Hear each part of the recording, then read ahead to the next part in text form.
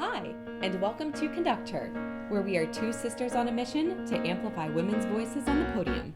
Join us as we interview leaders in the field of choral music, share resources, and build a community for current and future teacher conductors, all while exploring the gender divide. I'm Kyra Starr. And I'm McKenna Stenson, and we are Conductor.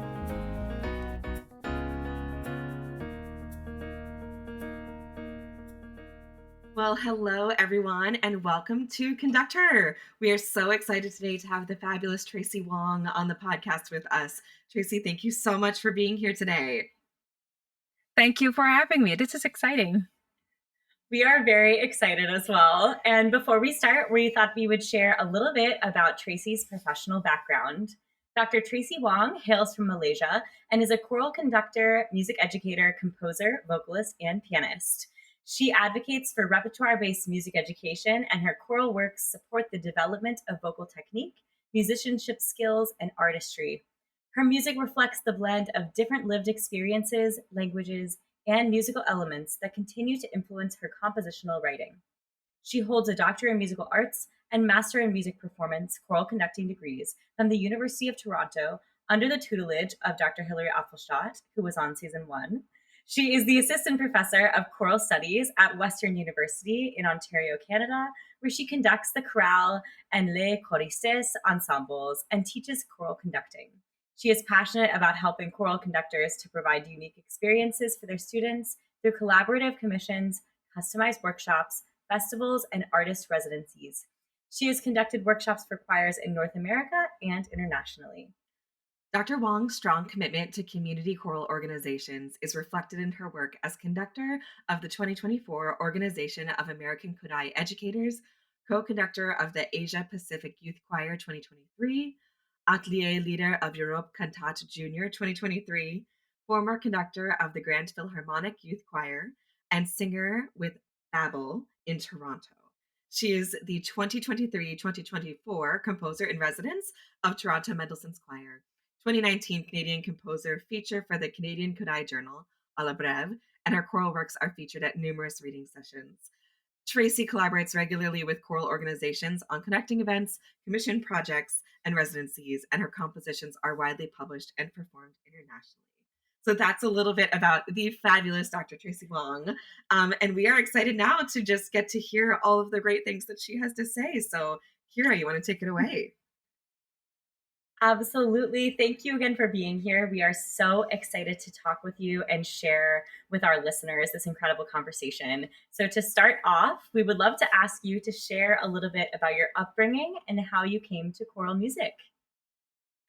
Great question. I like to tell people that I'm a product of children's choirs, and I started singing in elementary school because it was a co-curricular activity in school, and because I've been learning piano from my cousin already since I was 4, I thought if I were to take a club in school and I want it to be an easy one, and I'm putting air quotes here, why not join a choir? It's the musical thing to do, but that really changed my trajectory on what collaborative music making is. It just felt so much more artistically satisfying to be on stage with friends and make music together as opposed to being alone.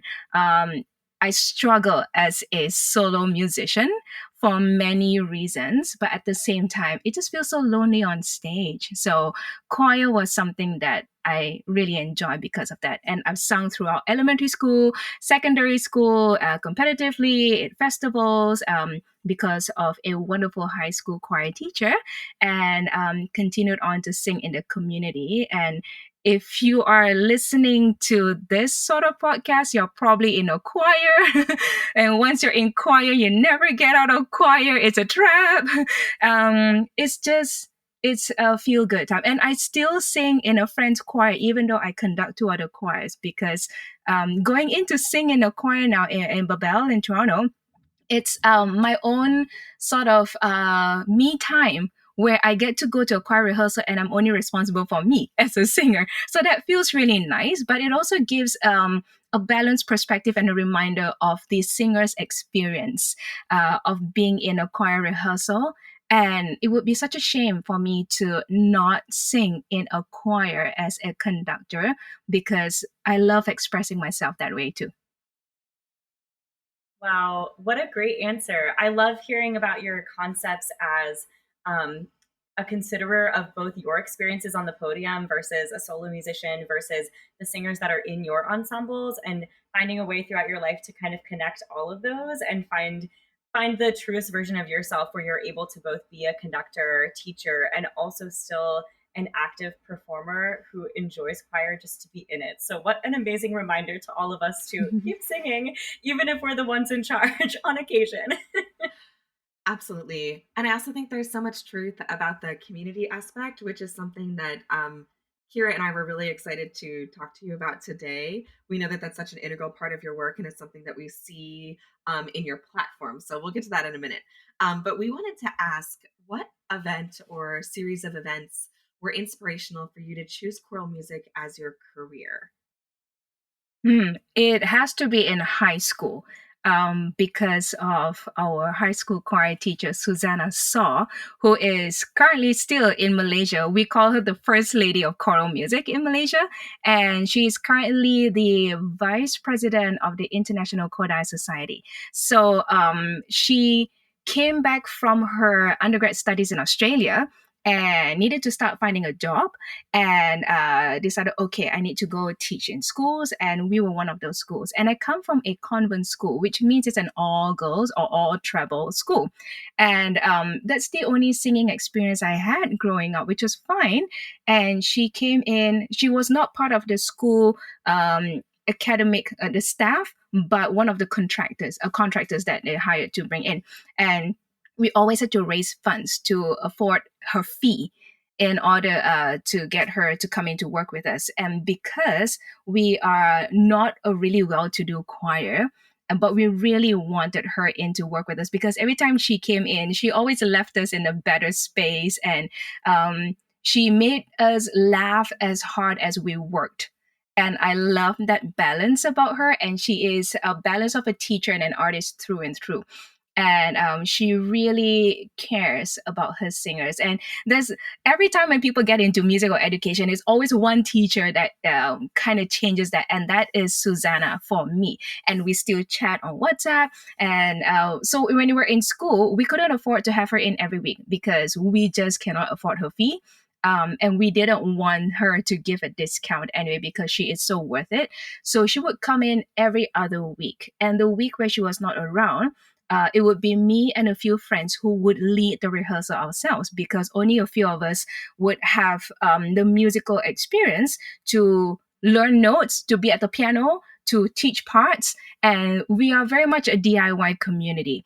And I think it is that self management and organization and say, okay, we need to all stay back next week and do this. Or sopranos, let's do this together. Altos, can you go to the canteen? And things like that. So we organize among ourselves. And then when she comes in, she's just tweaking things. You say, okay, the next time I come in, I need to hear da da da da.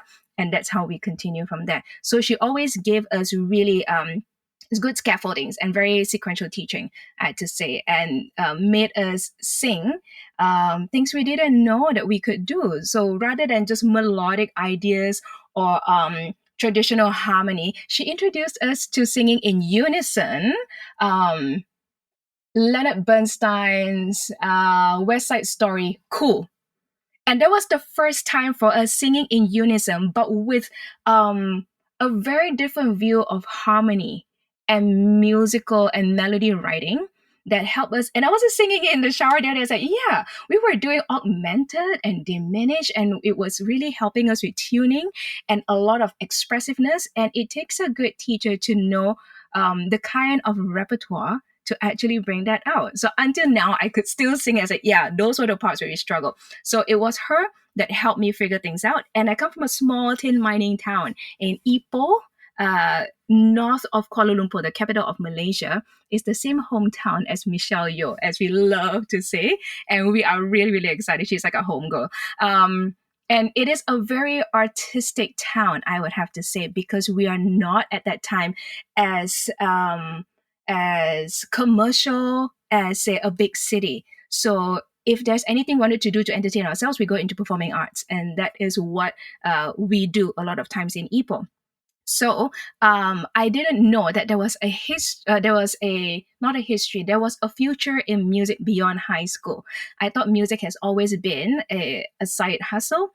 Has always been something you learn as a class to pick up a skill and a hobby, and not really as a post secondary education. I never knew. But then she said, "Do you know if you want to study music, you can always do that at the university?" I said, "Oh, university. So it's not like a doctor, accountant, lawyer thing." And she said, "No, there's others too." So I went to my dad. My dad's an accountant. And I said, "I want to be like Susanna." And he said, "Who is this Susanna? And what is it so great about her that you want to be like her? I need to talk to her." And hence that whole parent teacher conversation.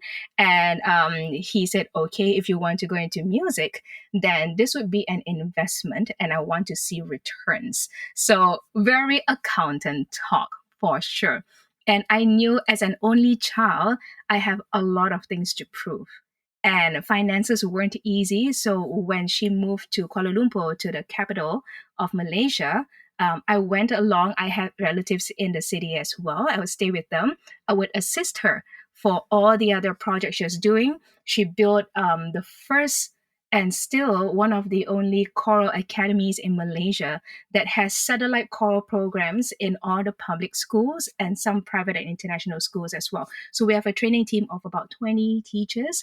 We have our own in-house children, youth, and adult choir, and I was helping out for all of it and shadowing her from the ground up, from carrying keyboard out of a car to finding a place to rehearse under the hot sun to organizing concerts and festivals and bringing educators in. It was a great learning experience for me. And I knew if I didn't get those opportunities, I wouldn't understand what an enriching profession this could be. Wow. I mean, you shared so many amazing things there, Tracy. And I think there were some quotes that popped out to me. Uh, you're talking about Susanna saw just watching your face illuminate, your whole body language changed. And just to see you talk about this first lady of choral music in Malaysia and the impact that she made. But specifically, one of the quotes that you said was that she made us laugh as hard as we worked. And I think that that is something that you have now codified in a way that we can say to other people, because there's something about those directors that bring levity and joy in addition to grit and determination and intensity that I think can sometimes be underestimated in our communities, but in fact is the something that is so inspiring you can't put a finger on it. And now, a quick word from our sponsors. Conductor, conductor, conductor, conductor, conductor. Hi, I'm Jocelyn Hagan, composer and founder of Compose Like a Girl, a choral series dedicated to empowering composers who identify as women through mentorship, publication, and promotion. With over 30 pieces in the series, with many different voicings, we're showcasing fresh, compelling music like Womankind by Emily Drum, The Infinity of Space by Ritika Bhattacharjee, and When I Become an Old Woman by Sherry Blevins. Explore the catalog at jocelynhagan.com/composelikeagirl and graphitepublishing.com. And we're back. Yeah, and I think when because I moved to Canada, this is going to be my 11th year in Canada. So being in a situation or a country or a region where I know in choral conducting circles, I may not be the majority or a visible majority, and having singers who are of Asian heritage come up to me and say in Canada, "Oh, it's nice to see somebody whom I can see myself doing things like that, or I can recognize." I think I took that for granted. So it really hit me. I never saw that coming, number one, because I always grew up with someone whom I know I can be. Because Susanna is Chinese, she's a female, and I can see myself being her. And I would see female role models who look like me growing up. So I take that for granted. And now coming into a different region where um, I may present in a way where I didn't intend to, where I hope my work does the talking, but physically somehow it responds differently to people who resonate to my work. I start to rethink, okay, what is my purpose in front of these people when it comes to collaborative music making? So there's so many things to think about for sure. Oh, I love that so much. I think we relate to that last statement that you just made so specifically because we still find it thrilling to see women on the podium because we grew up with many in our life, including our own mom. But then we've had the experience, just like you're saying, of someone coming up to us and saying, I didn't know that I could do this. And I've never had a woman as a director before. And to hear somebody say that to you in our year, just it never it never takes away that feeling of for grantedness that you were just talking about and describing of, oh, well, I just thought that I could do this because I just assumed that I could because I had this amazing role model right in front of me. And I continue to see that in McKenna every day. It's also so wonderful to hear you talk about Susanna Saw because I got to learn about her in this choral literature class where we focused only on Latin America, Asia, and then Australia and New Zealand. And so she was one of the people that we talked about in class, and she is a legend and literally spoken about as though she's this incredible historical figure. And everything that you're saying seems to align with that. So thank you, Susanna Saw, for all that you have done for the world of choral music. We wanted to ask you a little bit, Tracy. You kind of answered our usual next question, which is who has been helpful and influential in your journey. If there's anybody else you want to shout out very briefly, you're welcome to do so. But we wanted to ask you a little bit more about your time growing up in Malaysia and how this informed your life as a musician. You talked about learning Bernstein's Cool from West Side Story. Maybe you could talk a little bit about the influences of Malaysian culture on your own musical compositions now and just what that was like for you as a young person musician. Absolutely. So a quick shout out first to Dr. Hilary Apfelstadt, the first guest of your podcast, and she's the one who turned me on to the podcast.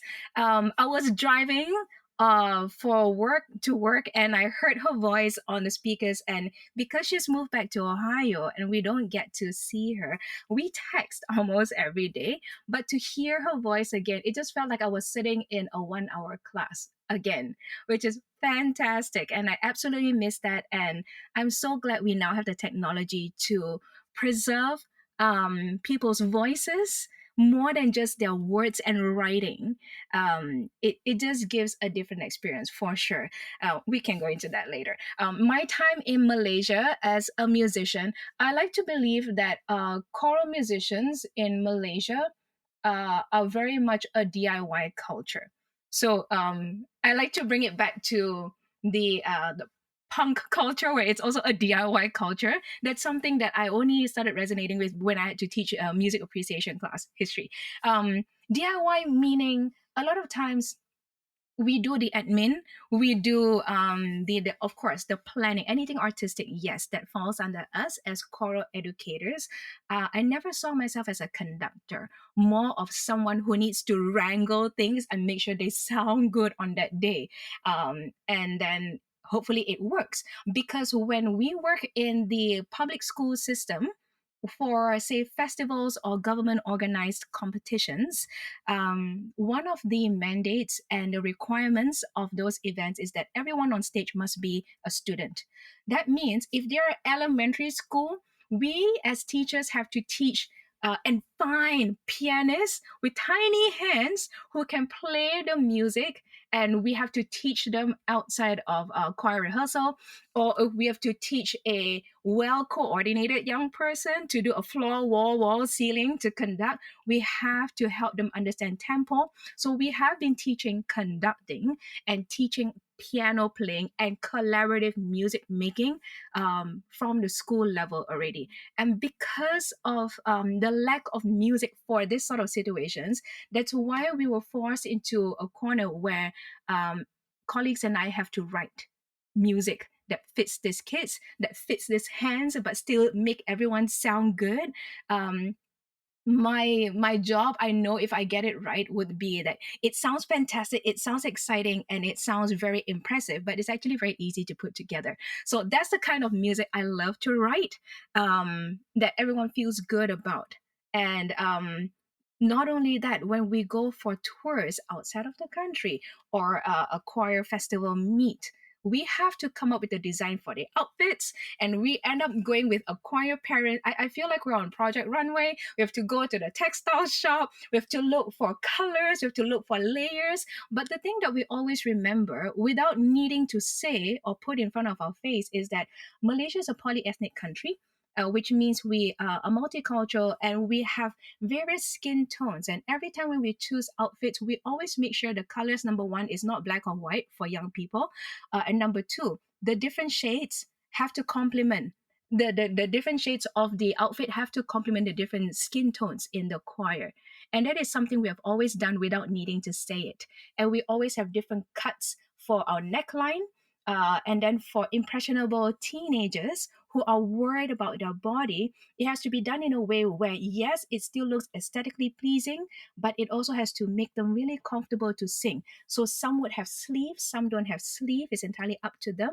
And we make sure everything is coordinated that way. So from artistic to aesthetic to administration, like the triple A, I think we seem to be doing a lot of it. Yeah, that is our culture. And I'm really proud we grew up that way. And when I came to Canada and being a part of community organizations that have an administrator, I said, what is that? What do they do? And they just say, well, you just have to worry about the music making side of things. When it comes to rehearsals and like booking a space and unlocking the church and things like that, you will have someone to take care of that. You do? You have that? That is amazing. What is that? What else can I do? So I feel like I don't have enough to do, but that is a different culture that I'm learning too. Oh, wow. That was incredible and so multifaceted in the way that you were describing you were brought up to be. I love hearing about your ability to transform music into something that is sounds complex but is actually just in the root and at the heart of everything, something that you want to be enjoyable and something that you want to be easy to be learned so that people are having fun, feeling comfortable, just singing together. I feel like that's at the root of all of your pieces, and some are more difficult than others. But I've found that when I've taught them to my students, that there is just inherent joy. And I love that it's so easy to see those elements that you just described of we can all sing this part together and then we can split off and then suddenly we have four parts going on and it sounds really complicated, but we get to highlight this person who has an incredible voice and this person with their body fashion and all of these amazing things. And I guess lastly, I'll say, I think that those skills that you just mentioned of being the administrator, being the person who is thinking about the uniforms are things that a lot of United States high school teachers think about as well and are responsible for doing. And sometimes we don't think about those things as assets that make us better at what we do. But at the heart of it all, we are trying to think about our students and make them feel comfortable and prepare them for being on stage in a way that can present them to the best of our abilities. And so I love that reminder to just sometimes we need to embrace all that work. Sometimes we need to delegate if that's an option. But it shows that we care. And I love that about everything you just said. Thank you. Yeah, I think the triple A is something that I'm going to use in choral methods class for sure, because it really, it just summarizes so much of what it means to be, I think, in this profession. Like you mentioned, there are certain spaces where you get to walk in and maybe you don't have to be the one holding the keys to the church. But the fact that I think that I have, you have, Kyra has, so many other amazing educators out there have done the artistic, the aesthetic, and the administration side of things. I also think that that component of seeing people as multifaceted and seeing people as having those many talents is really important, and something that to be a teacher in 2024 is really important that we are emphasizing and cultivating that it doesn't just get to be that you walk in and you wave your hands and magic sounds are going to come out. That is, I think, how we run into a little bit of issue in the classroom. So excited about the triple A and stealing that terminology.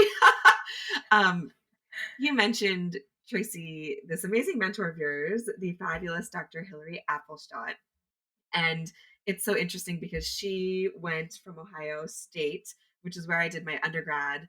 And she was actually the first person to call me and to tell me that I was admitted to the School of Music as an undergrad. And then I got there and had my first year. It was so fabulous. And then she went and she left and she went off to Canada to teach at the University of Toronto. And she is such an inspirational and amazing figure. But I'm curious about the transition for you from Malaysia to Canada and what inspired you specifically to attend the University of Toronto to pursue your DMA. Great question. I have been teaching for 8 years at that point after my undergrad studies. So I completed my undergrad education in Australia and then moved back to Malaysia and started picking things up again. And Susanna said, whenever you come back, there's always a place for you. So continued doing many things, had more responsibilities. And then after 8 years, the choirs are doing well. We have traveled both locally, domestically, outside of the country.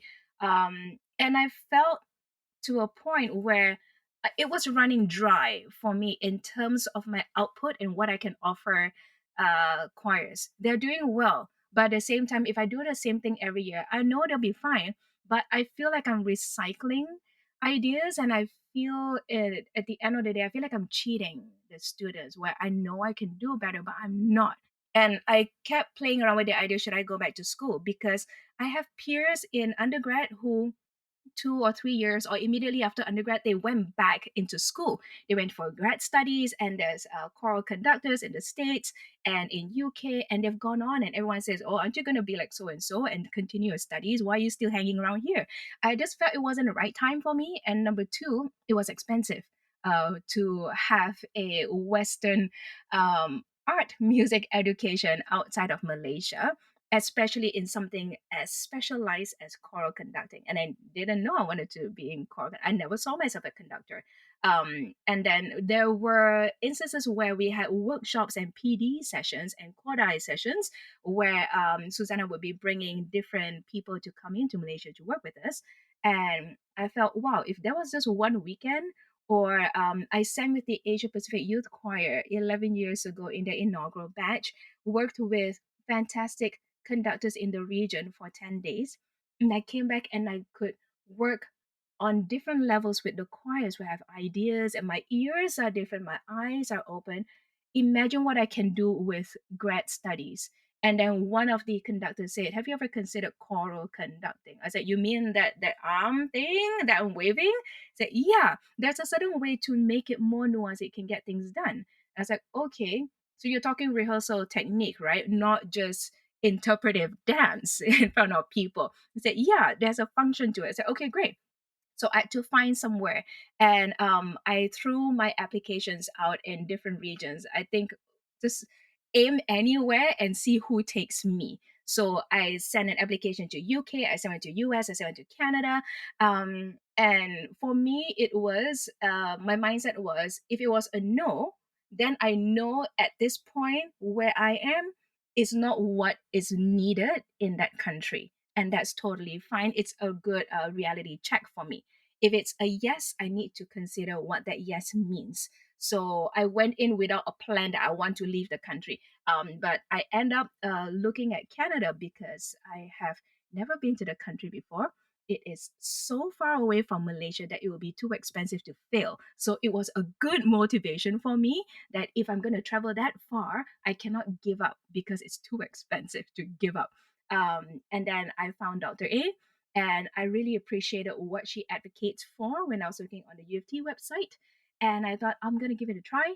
I had my youth choir who became the choir that I could conduct on a video. We just sent in one of those DVDs last time and send it in. And one of the singers said, if we kind of botch the way we sing, we can still keep you here, right? And you cannot get in. I was like, great, thanks. But they did their best and they're fantastic and they're all doing great things now around the world. Um, so I sent an application. Long story short, I got an invitation from Dr. A to audition live as one of the final four at U of T. And then it really hit home that, oh, I guess I am trying out for this in person. And then I looked at the flight and how much it cost to get there. It was about, at that time, 11 years ago, $2,000 round trip from Malaysia to Toronto, without a confirmation of whether I would get the position or to get into the school. Um, there's many things at hand. And I was also in the Jason Robert Brown musical where I sang for Songs of a New World, which ran at the same time of the audition. So it got a little bit scary. And then I said, okay, you know what? At least I know now, good, that I can get into grad school. Maybe it's not the right time. And then there's also a visa issue because not everyone with the kind of passport can get into Canada, and it takes a while. And long story short, I wouldn't make it anyway. So I sent an email back and I said, thank you. And I really appreciate the invitation, but I have to turn it down and that I cannot make it. And maybe this is not a great time. And then I sent off that email. I went off and I made my coffee. And then I just cried and I didn't understand why. I just cried. I called my friend. And then he said, so what's happening? I said, I think I just made a big mistake. And it's that gut feeling that I never had before, and I've never had that since. The kind where you knew you did something right in air quotes, but then your body reacts differently. So is that I think you know what you need to do. Money you can find again. Experiences like this you cannot find. Would you rather uh continue your life going what if? So I thought, okay. And I went back on my email. I was like, hi, so can you forget the first email I sent?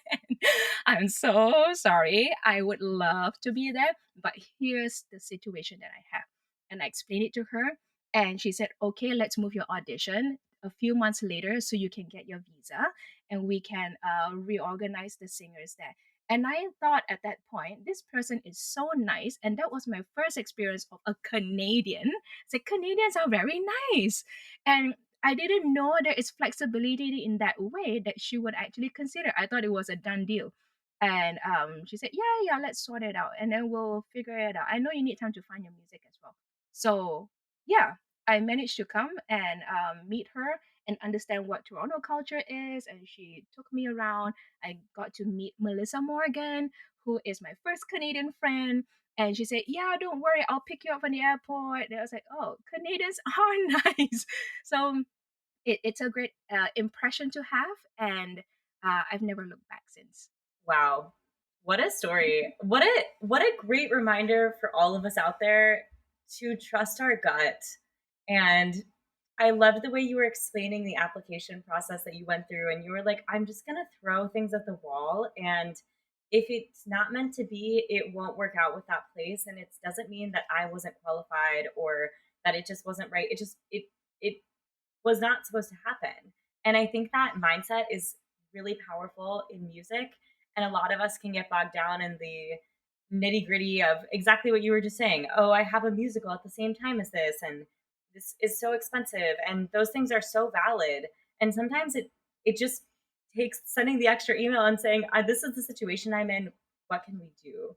And I love that you reached your hand out and had a hand that met that and you were able to work together. So thank you for sharing all of that. I think too, the way that you talk about this concept of openness, like universe openness, the gut reaction is so important for those of us that are type A planners, which I think is almost everyone in the choral field. I think oftentimes we feel like there's one set path or one set plan. And if you don't do that, then you're somehow off the mark or you're not going in the right direction. And in reality, asking questions and being open to those different types of experiences and saying, okay, well, if that doesn't happen, that's okay. And that just means that it's either not the right time or the right place. And there's such beauty in that. And it leads you, I think, to the people in the spaces where you are supposed to be. And I also just have to agree with you. I think Canadians are the nicest people I've ever met. I don't. I just like I, there's like not. It's indescribable, but I really truly I love Canada, and I just love all of my Canadian friends. So I was like, yes, Tracy, I feel what you're saying.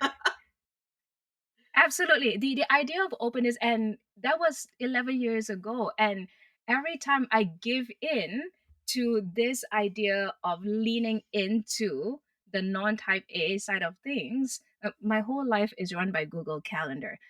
So it doesn't, me doing something like this is going to break a plan that I would have set a year in advance. And then there's always FOMO, fear of missing out. And is that going to break my plan as well?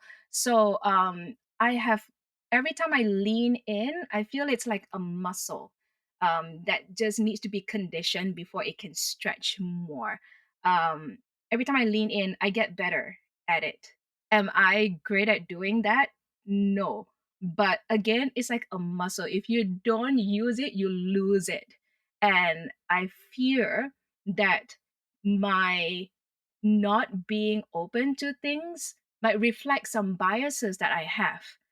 And if I do not take time to sit with myself and think it through, or talk to someone, a mentor like Susanna or Dr. A, and have a good sounding board, realistic sounding board, not people who just say what you want to hear, but people whose advice you really treasure as mentors, that's that makes or breaks where your next decision is your next journey. It's like a choose your own adventure book. So I'm very mindful when it comes to this sort of fork in the road. And now, a quick word from our sponsors. Conductor, conductor, conductor, conductor, conductor. The Conductor Choral Series, powered by Music Spoke, is an intentional platform that highlights the voices of women and their allies in the choral music world. This series is designed to elevate and celebrate the contributions of women throughout history, as well as those currently shaping the music scene. Its name, Conductor, intertwines the role of a conductor with the concept of empowerment and the recognition of women in music, a field where their contributions have often been overlooked or underrepresented. The series serves as a celebration of diverse women's voices, composers, conductors, singers, and advocates, by providing access to choral works that reflect their unique perspectives, creativity, and experiences. Through this collection, Music Spoke gives both emerging and established composers the opportunity to share their voices with the choral community, providing a sense of inclusivity, visibility, and accessibility to repertoire. Check out the Conduct Her Choral Series today for your next concert. And we're back. Oh, wow. Tracy, I feel like people are just going to have pens out during this and write down everything that you say, because you just have a way of speaking and explaining your thoughts that is so eloquent and beautiful. And at the same time, I just immediately like, yes, I do know what you mean to lean into the discomfort, and it feels bad, but then things end up working out because it's never what we thought would happen. It's always something different or better, or pushes us to lean into this new direction that we've never explored. So I love the way that you explained that and compared it to a muscle. I think that's the perfect the perfect challenge for all of us out there. And I think that it doesn't mean it's not totally terrifying. I think that's something that needs to be said. You know, it doesn't mean that you're not totally freaked out or totally scared, or that you're not going to have that visceral physical reaction of tears or whatever it might manifest as, but it's that gut sensation, and the leaning in to the discomfort. And I loved how you talked about your sounding board of people to be there for you, to also help check ourselves for our own bias, and that can look different for all people. So that was something I definitely will be thinking on over the next couple of weeks. So that was really beautifully said. As we're talking about this incredible mindset that you seem to have, which maybe you had this your whole life, Tracy, or maybe you've developed this, but you are someone who I think even in this brief conversation has shown, as McKenna was saying, an openness and this feeling of facilitator, in the way of, I'm going to meld all of these gifts and people together to create this unique and beautiful life. And so we were wondering if you would talk a little bit about the various roles that you play as a musician. So, choral conductor, educator, composer, vocalist, and pianist. And could you talk about how you balance these roles now as a professional and maybe what that's looked like throughout your years? Good question. I keep saying that, but those are great questions. Um, I don't think I figured out that I could balance it until during the pandemic. And that seems to be the point where everyone just realized many things, eureka moments happen.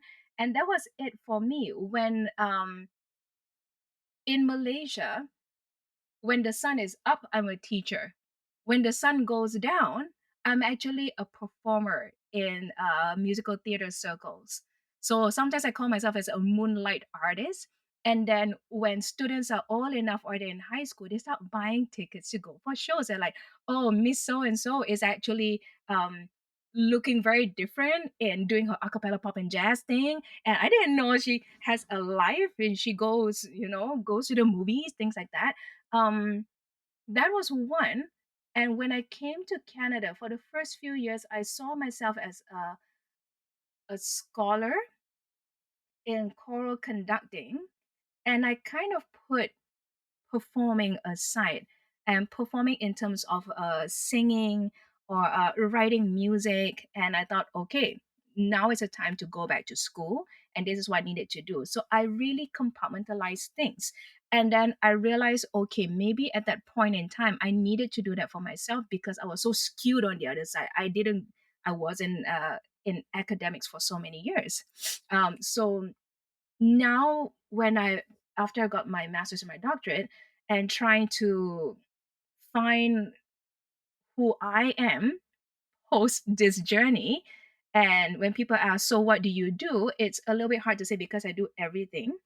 And I had to work with a business advisor who understands freelance artists during the pandemic, who put together some points for me and said, if you really want to tell people what you really do, um, what would you say? And I said, okay, why do you say I have to really, really? What is that really word? And she just says, well, you seem to push back a little bit. You always say, I have a bio for academic work.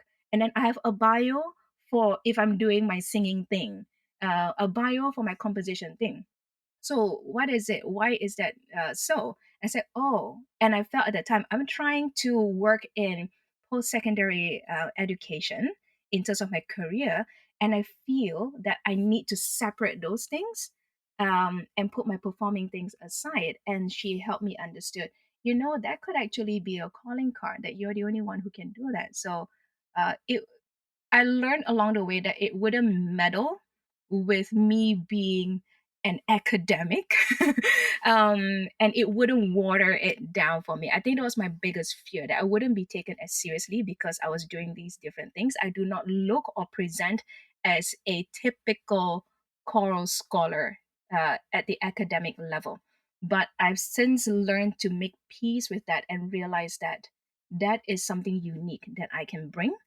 Um, and rather than wear different hats, I am now learning I have that one hat that people don't wear, that I can wear. And rather than that famous image of the cartoon with the many hats stacked up, and for me it's just one hat. So if sometimes I feel like I have to say the word balance, then am I compartmentalizing again at this point, or am I not being true to myself? Maybe I'm just needing to lean more into this versus that. And it all starts with a Google Calendar that is color coded, where one color is for university work and one color is for my side hustle. But the side has become this hustle where I do everything. And I'm glad to be in a working situation where I am encouraged to be me. I'm encouraged to go out there and do the different things, knowing that I can bring it back to the university. Um, I have to find those places. That's one.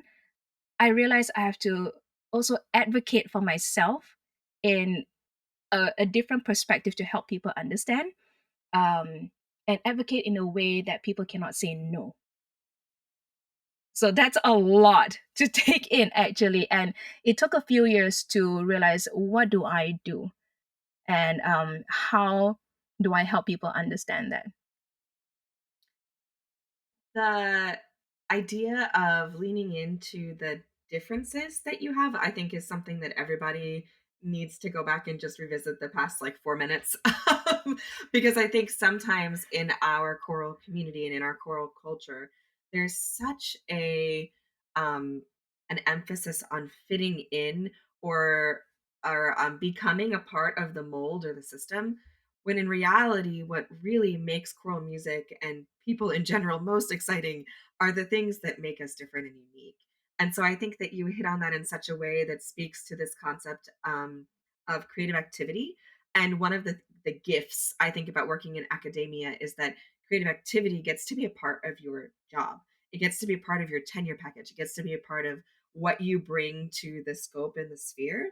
But I think so often in looking at like K through 12 education settings, that needs to be uplifted and emphasized and encouraged and supported, and have people speak into your life to say no, no, no, keep going in that direction, because that is what keeps us in our profession.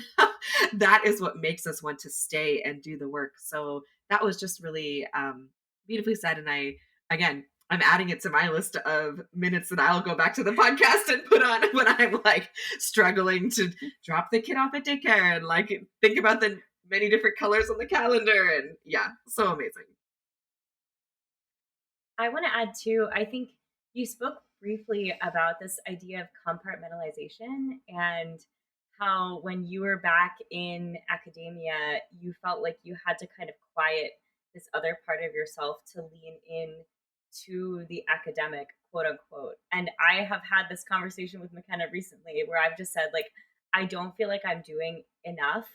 And I simultaneously am so overwhelmed by everything that I have to do because I'm in doctoral school. And she was like, Kyra, this is the time in your life where you can't do everything. And I think sometimes that is the survival skill to get you to that next step where you are able to say, yeah, what am I really looking for in this life?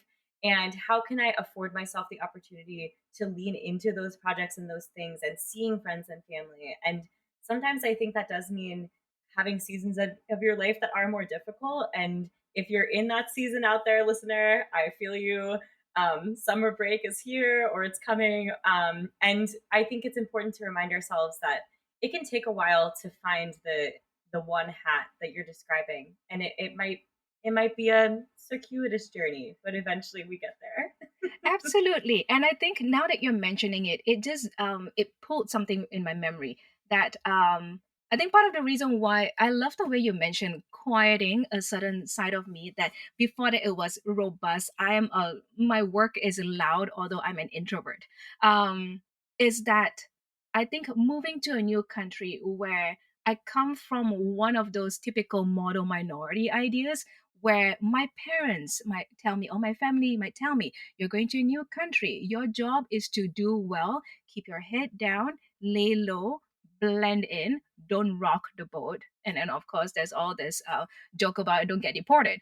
So, with all this said, I felt at that time that I didn't share Malaysian folk music or my arrangements that I did with my choirs, mainly because I felt at that time that I was not ready. Number one, I was not ready to do so because I don't know the community enough to know whether this is the right thing to do.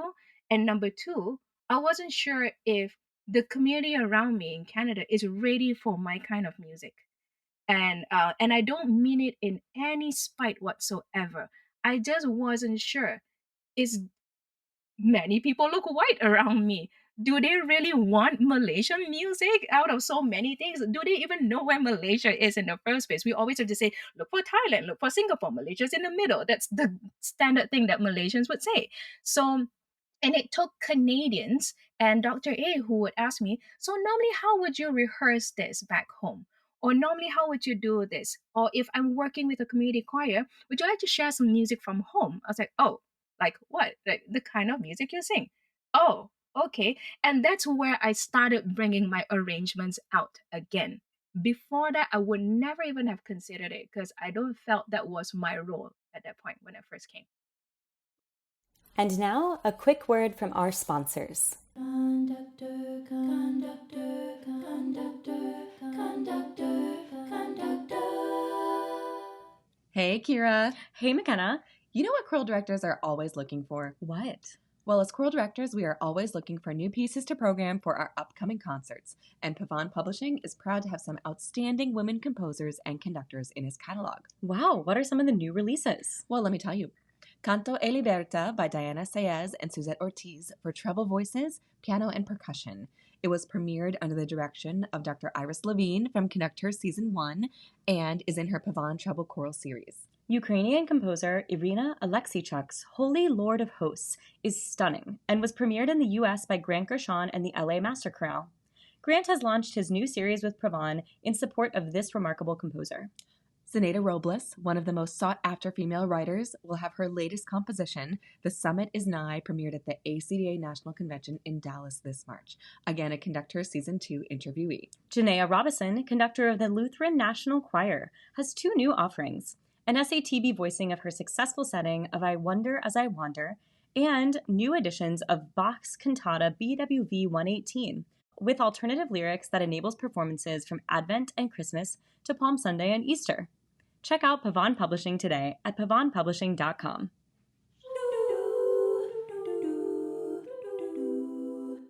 And we're back. Well, what a blessing to all of the choral community, not just in Canada, but beyond, because I know that anytime I see a Tracy Wong piece come across my desk, as whether I'm directing or clinicking a group, I know I am in for something magical. So just really, really, really glad that you felt uplifted by the community in Canada, and that I hope you feel uplifted by the community well abroad, because that's something that I know my students are always like, oh, it's a Tracy Wong piece. And they get very, very excited. And there's so much. Tracy, we might just need to have you back because there's so much we want to keep talking about. But you started to talk a little bit about the pressure that you felt maybe from your family at the beginning to of immigrating to a new country, wanting to fit in, keep your head down, do your job. And we all know that when we are different from other people, that sometimes we can face discrimination. And so we wanted to talk with you and ask you if there maybe was a time where you have faced discrimination, whether that's from being Malaysian, from being a woman, and what suggestions you might have for others who are struggling with this same type of adversity. Um, One question came up when I think it was the first 5 years when I was in Canada, and someone said, "So, how does it feel like being a minority in Canada?" And I think the person was just trying to uh, understand, like, I came from Malaysia as a Malaysian, and then now I'm in Canada. How is that experience like? And I said, great question. I wouldn't know because in Malaysia, I'm also a minority. So it's really hard to explain in that way. And I feel sometimes, not a lot of times, sometimes discrimination is a situation that I receive that might not be intended by the person who is starting the whole scene. And it might be a bias situation. There are moments, obviously, that is more triggering than others. Um, there are certain moments where I feel, more compassion might be helpful. Do they want the education? I don't know. That is I can't impose that on them.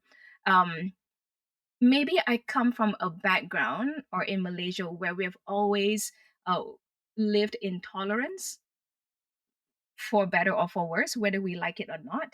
I've always been in a culture where women have to seek permission and before we do something, and I think it happens in many circles, and I feel myself doing that even here, seeking permission, being apologetic putting an exclamation at the end of a thank you for the email just to make sure that we come in peace when we're trying to request for something. It's small things like that that it could be microaggressions rather than any major moments of discrimination that happen. So I can't point a certain time, but it does happen. And sometimes I have to check and say, why are you doing this? Tracy Wong, don't put an exclamation in there. We know you're nice. Things like that, I have to just, okay, I need to maybe go out for some fresh air, just don't overthink it. Oh my gosh, we do know you're nice. You don't need to prove it anymore. We're affirming you. I love that answer so much, Tracy. And I think we've seen a lot of through lines in terms of the guests that we've had who have answered this question. And you mentioned several things just throughout the interview about advocating for yourself and checking in with yourself when you're in these situations, turning the mirror back and saying, is this my problem to deal with, or is this a them problem? And I think these are all really helpful things for us to just continue to talk about, because small things like checking the verbiage of your email can be so powerful and can, you're right, I mean, change the perspective of the person who's receiving it and your perspective of yourself. So I think that your words were so powerful. And speaking about needing to ask permission, this is something that permeates just our existence on this earth. And I just applaud you for not asking permission anymore and publishing your works and putting yourself out there in your colorful hat that is all of the things. And I know that people listening will be encouraged by the words that you just shared.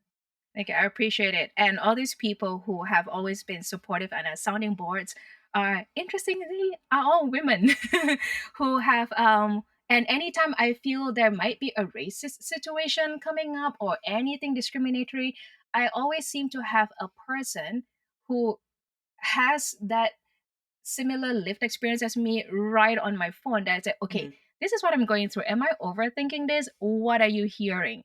And then they just kind of help prompt me that way. And I've also learned from a few good Canadian friends, female, who I had to call, and I broke down and I cried after applying for a job. And she said, why are you crying? You just applied for a job. You should feel good about it. You spent all your time on it. And I said, well, I feel bad because I'm taking a job from someone else. And then she said, is this the whole go back to where you came? I said, yes, I think so. I don't know. I'm in a different country. She's like, this is me as a Canadian telling you, you are not taking someone else's job. You have every right to do this. You worked really hard and you need to put food on the table too. I was like, yeah, I need to earn an income too. That's right. I forgot. So it's small things like this to help put perspective back. Yeah. And now, a quick word from our sponsors. Conductor, conductor, conductor, conductor, conductor. Hey everyone, come check out the newest collaborations with Conductor and Call Time Clothing. Shop the newest designs from your favorite female conductor-owned clothing line, inspired by choir music education, made to order just for you. Get one of your own for $35 Canadian, or about $26 American, plus a flat rate shipping fee. Visit calltimeclothing.com today. Do you live near other conductors and want to save on shipping? Order multiple tees in one order so that you only pay one shipping fee. Visit calltimeclothing.com today or follow us on Instagram.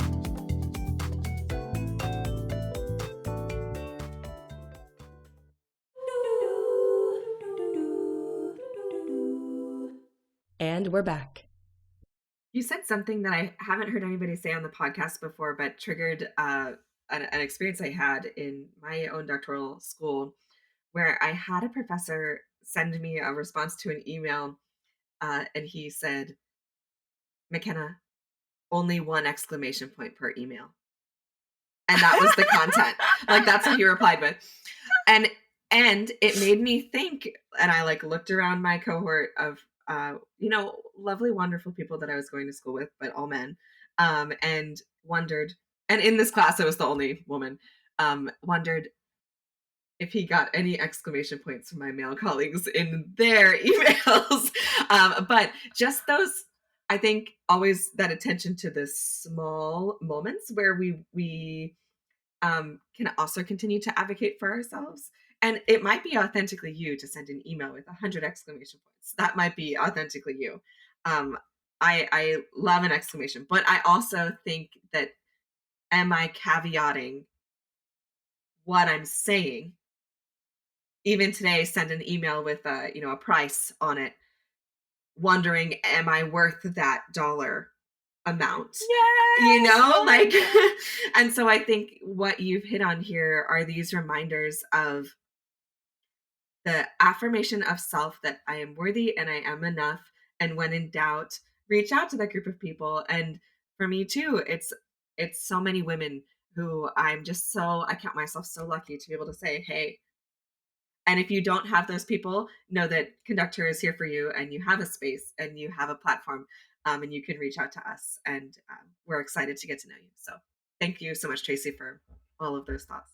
I will add one more note, which is just, if you are someone who is the recipient of these emails or someone in a position of power, McKenna and I have been kind of reflecting on this as of late, but just recognize how much effort it takes to have someone send you that email or have that small conversation or stand up for themselves in a tiny way that to you might seem kind of insignificant, but for them took hours of thought and conferencing and just a lot of effort. So I think as we continue to grow this platform, that's something that I'm challenging myself to do, and I'm trying to do this in my relationship with my friends who are not musicians too, and say, hey, you're worthy, you deserve this, and if you're unhappy, say something, because you deserve to live an amazing life.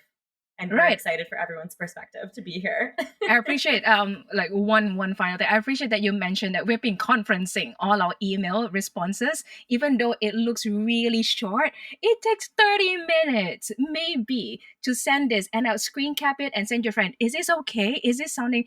Why? Why? I wonder if men do Yes. this. I'm just so curious sometimes. Or Yeah, I mean, McKenna's gesturing. They don't. Yeah, I think it fully depends.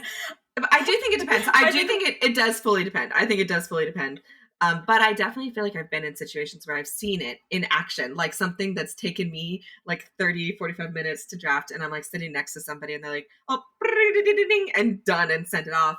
And again, maybe it just, I think it 100% depends. And I'd say we're swinging the pendulum probably in a higher percentage.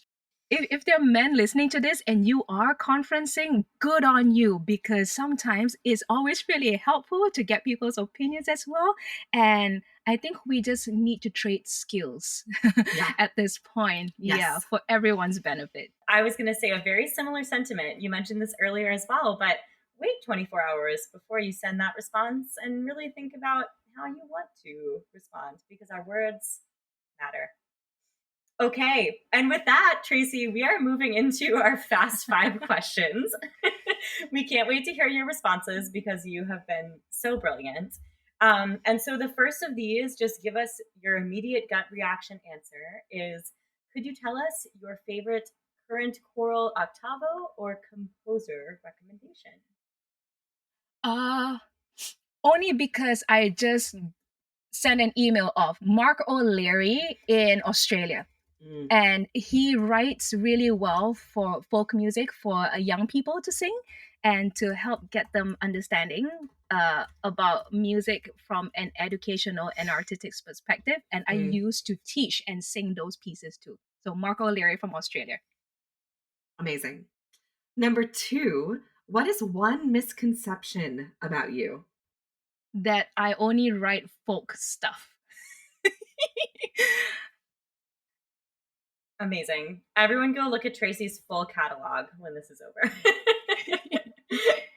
All right, number 3 is, what is one word to describe you as a musician? Flexible. I think if I say it enough, I can manifest it. I was just gonna say I'm so jealous because that's the word I'm forever striving for in my life in every way. So yeah. Yes, incredible. I love it. Tracy, can you share with us one time that you may have had a choral blooper? So something that didn't go right that you would be willing to share. A choral blooper. I forgot to get the choir to pick up the music again at a concert because and they weren't supposed to memorize it for a concert, but they did, and they just went with it anyway, and they just sang, which was great. uh I only realized that on the third page. It's like, oh, I guess we're all on this journey now. That's amazing. I was just thinking, it's funny because I've programmed your piece before, and I've had like a professor say to me, like, well, what are they going to do with their music? And I was like, they're just going to put it down and then they'll pick it right back up. And people seem to be baffled by that. So this is a wonderful reminder that you can put the folder down and you can pick it right back up, and remind yourself to do that part. I always write that on my iPad now because I've done something similar. All right. Our final question for you, Tracy, is could you tell us a favorite choral memory? Favorite choral memory would have to be Asia Pacific Youth Choir that was organized by International Federation of Choral Music. Um, it brought in, say, the one quartet from every Asia Pacific choir in the region, every Asia Pacific country in the region. So I was a soprano from Malaysia. And when we met, we had roommates, and those roommates of mine are friends for life. And the Singaporean soprano slash alto that I hung with is my sound engineer for all my recordings and my rehearsal tracks, Sherry Chai from Singapore. And she understands me in all my quirks. And I could say something like, okay, this track is not balanced. It sounds like the altos don't eat enough rice. And she gets it. And she asked me, how many plates of rice would you like? And she plays everything. She's a wonderful percussionist. She is a conductor, choral arranger who doesn't give enough credit to herself. She's a perfect pitch person, so she always makes me sound good. And she always seems to make the world a better place because she wants to. Mm. Well, that was just so beautifully said. And Tracy, all afternoon long, you have just been uplifting the voices of so many fantastic women. And we just want to reaffirm and uplift yours. It has just been so meaningful to speak with you and get to share some conversation. And I hope this is only the beginning because I feel like I've learned so much. And I know that our listeners have learned so much. And we just are really privileged that we got to speak with you today. So thanks for your time. Thank you for the wonderful chat. I feel like we're having coffee and just chatting over some crumpets or something. That's a compliment of the highest order as somebody with a very packed and colorful Google Calendar. We are honored that, that this time was valuable. Well, thank you everyone for listening, and Tracy for your time. We so appreciate you and have loved this conversation. If you don't follow us on social media, follow us. We are at conduct.her.pod on Instagram. Tracy also has an incredible social media presence. Tracy, do you want to tell them your handle? On Facebook and Instagram, I am The Wong Note. And for my website, it is tracywongmusic.com. Or if you want to email me, it's info@tracywongmusic.com. Thank you for listening. This has been Conductor. This episode was engineered and mixed by Mary Hannah Klontz with intro and outro music by Chloe Garut and ad music by Kate Krellin. Discover more resources at conductor.com.